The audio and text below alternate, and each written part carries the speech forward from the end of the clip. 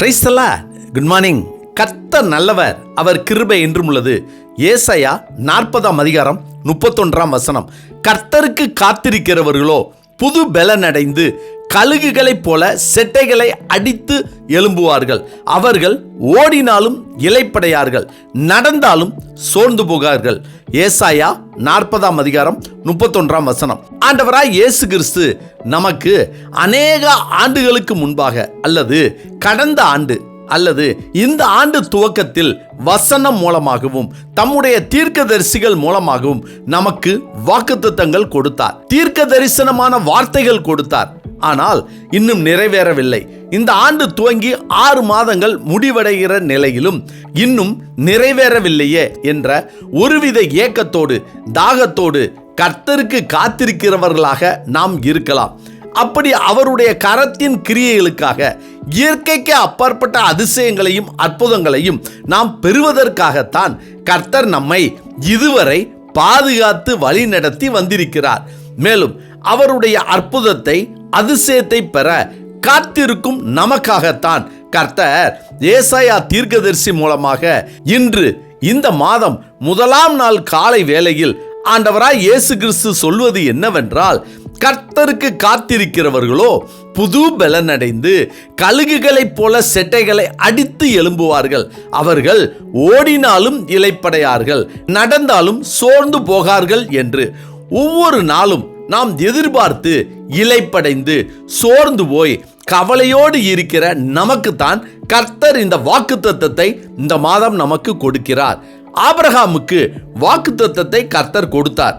Abraham அதை பெறும் வரை சோர்ந்து போய் இளைத்து போய் இருந்தாலும் ஆபிரகாம் அதை பெற்றவுடன் புது பலன் அடைந்து தன்னுடைய வம்சத்தையே கண்டார்.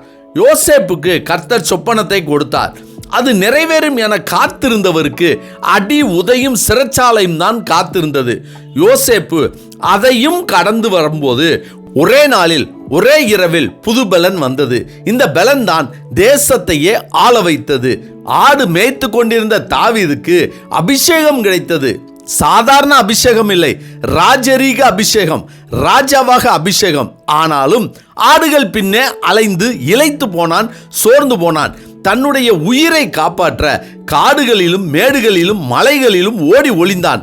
ஆனாலும் கர்த்தருக்கு காத்திருந்த அவனை விரட்டினவர்களே தேடி வந்து, நீ எங்களுக்கு ராஜாவாக இருக்க வேண்டும் என்று அபிஷேகம் செய்து வைத்தது, புது பலனை கொடுத்தது. கர்த்தருக்கு பிரியமானவர்களே, ஆபிரகாம், ஈசாக்கு, யாக்கோபு, யோசேப்பு, தாவீது ஆகியோரைப் போல நாமும் வாக்குத்தத்தத்தையும் வார்த்தைகளையும் சொப்பனத்தையும் தரிசனங்களையும் கேட்டு கண்டு அதற்காக காத்திருக்கிறோமா?